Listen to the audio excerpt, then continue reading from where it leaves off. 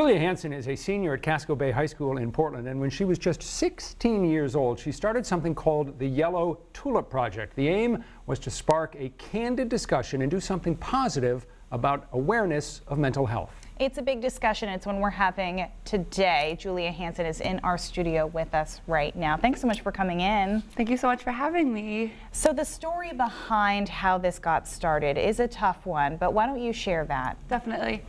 So when I was a sophomore at Wayne Fleet School, I lost my two best friends to suicide within a 4-month period while equally struggling with my own depression and self-harm. And amidst so much darkness and struggle, I was able to see the light and beauty still in the world and wanted to spread that with other people, just to remind people that even in the darkest of places, there is hope out there. So out of that, I created the Yellow Tulip Project, which is a nonprofit aimed at smashing the stigma associated with mental illness, bringing hope and light into people's lives, reminding them that they're never alone, and just trying to normalize the conversation. And how do you go about doing that with this project?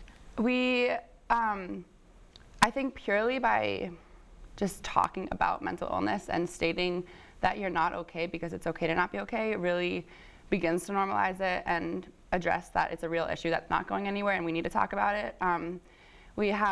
Our main focus has been to get schools on board because with 1 in 4 teens struggling with some form of mental illness, I don't think we do quite enough to talk about this issue. So we have different tulip ambassadors all over Maine and New England who have been devoted to having like helpline numbers in bathrooms and having hope garden ceremonies like planting yellow tulip bulbs together. What is the significance of the yellow tulip? Why is that the name of the project? Yeah.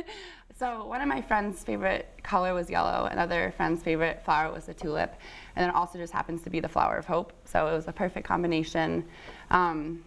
This project that you started when, again, you were 16 years old in high school and having a tough time dealing with these terrible events that you just lived through, has really taken off. How far has the Tulip Project now gone? Yeah, it's really remarkable. We have different tulip ambassadors all the way up to Van Buren in northern Maine, and then going down to Georgia, Washington, New Hampshire, all over, and then almost all the schools in the Portland area and up to Bangor are all very devoted to addressing this too. It's just wild to have tulip ambassadors growing all over.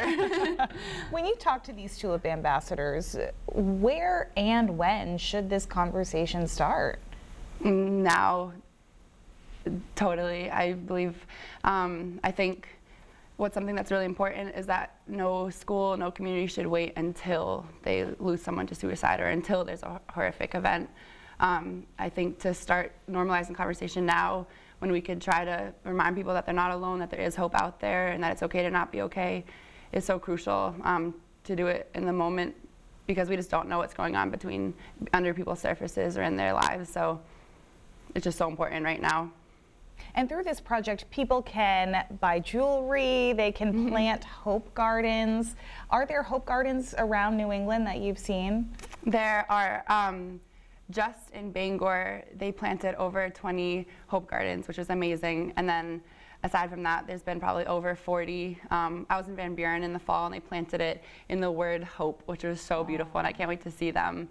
Yeah, it's just amazing. You want to get the conversation going in a lot of different directions. You obviously want young people talking to young people, but you want to bring in, I assume, parents, teachers, and so forth. How do you bring in the adults? How do you get the parents and the teachers in on the conversation? Definitely. I think it's important. I think having the youth, they're done being silent. They want to talk about this. So a lot of the programs have started from the bottom up, but then when you see passionate young people that are wanting to address this, the older people realize like, oh, this is a real issue. This is a problem that we need to talk about, we need to address. And I think knowing that there's mentors and older people that are also ready to talk about it helps inspire the young people who are trying to smash the stigma. But I think realizing, like school officials, like realizing to bring helpline numbers into bathrooms to help support the tulip clubs goes a long way just to normalize the conversation. We should mention a couple of events that you have coming up. One is, it's called I Am More, Facing Stigma. It's happening Wednesday, May 2nd. This is a photographic exhibition aimed at smashing the stigma surrounding mental illness. And then on Sunday, May 6th, your second annual Hope Day celebration. What happens there? That's in Portland on the 6th. That is. So in the fall, we came together as a community to plant the yellow tulip bulbs into the ground. We had speakers and music. And then in the spring, we want to welcome the tulips. And for me, they kind of represent my depression and the fact that like the bulbs are there and they're still under the cold, hard ground, but they're forced to push through that and like bloom and see the beauty again. So that for me is just, I don't know, it's just really metaphorical. And then we're coming together and we're going to have music and speakers just all dedicated to normalizing the conversation and stating it's okay to not be okay.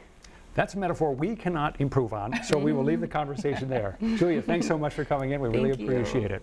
And we've got more information on the Yellow Tulip Project. You'll find that on the 207 website and on our mobile apps. And we'll be back after this.